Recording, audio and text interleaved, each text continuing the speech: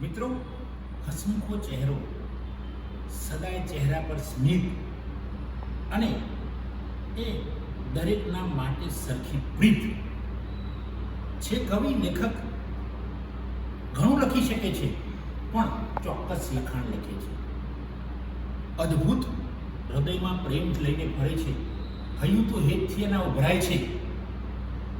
અને આ વ્યક્તિ જબરજસ્ત દુઃખમાંથી પસાર થઈ છે, પણ એના ચહેરા પર ખુશીની લાગણીઓ જ જોવા મળશે. લોકોની સેવામાં તત્પરતા પણ હશે. મિત્રો, આ વ્યક્તિત્વ જબરજસ્ત છે.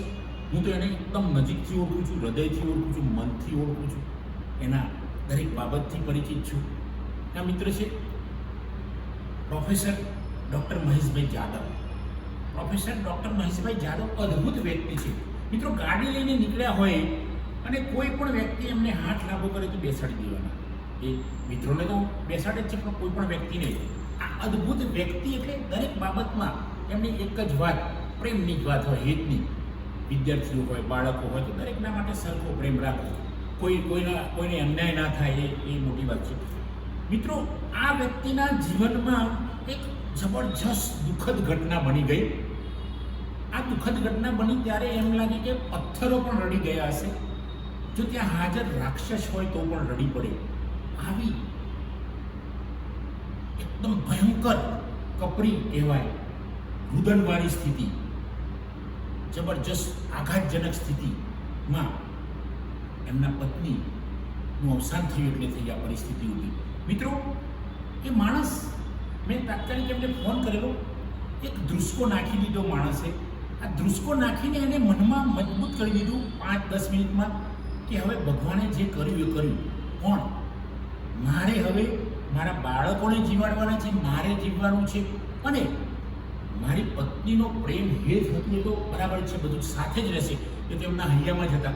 તો મિત્રો, આ મહેશભાઈ જાદવે નક્કી કરી લીધું કે મને ખૂબ સરસ રીતે જીવવું, દુઃખ લઈને આપણે જાતે દુઃખ રાખવું, બીજા કોઈને વ્યક્ત નહીં કરવાનું. તો મિત્રો, આ વ્યક્તિ એવી અદ્ભુત વ્યક્તિ છે કે જબરજસ્ત દુઃખમાંથી પસાર થઈ છે, જબરજસ્ત સંઘર્ષો આવ્યા છે જીવનની અંદર, પણ આજે પણ તમે એમને મળશો, મહેશભાઈ જાદવને, તો આ વ્યક્તિ તમને હસતો દેખાશે.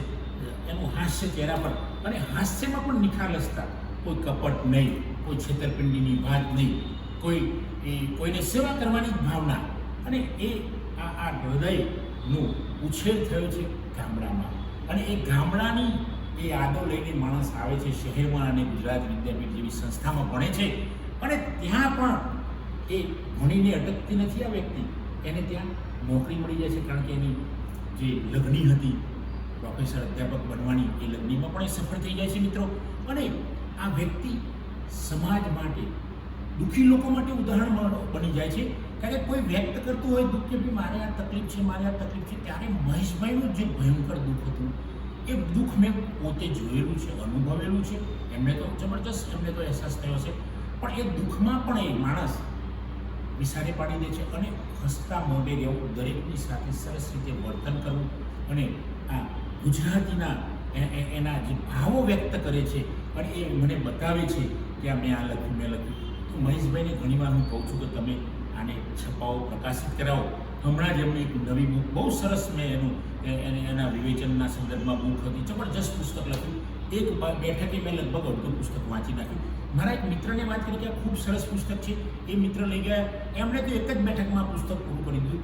જબરજસ્ત એની અંદર વેદના, એની અંદર પ્રેમ, એની અંદર ગામડાની જે વાતાવરણ છે એની અંદર અસ્પૃશ્યતા કેવી રીતે દૂર કરવી, ભેદભાવો, ધર્મ, સમાજ, નાત જાતના, ગરીબાઈ, અમીરાઈ, ઘણી બધી વાતો કરી છે આ પુસ્તકમાં. મિત્રો, આ અદ્ભુત માણસ છે મહેશ જાદવ, એટલે તેનું પુસ્તક પણ અદ્ભુત છે. ક્યાંય કોઈની નિંદા નહીં પુસ્તકમાં, છતાં પણ તમને લાગશે કે એમને છુપી રીતે એક સમાજને, દરેક સમાજને ટકોર કરી છે એવું પણ લાગશે. વાસ્તવિકતાની રજૂઆત કરી છે, આજની હકીકતની રજૂઆત કરી છે.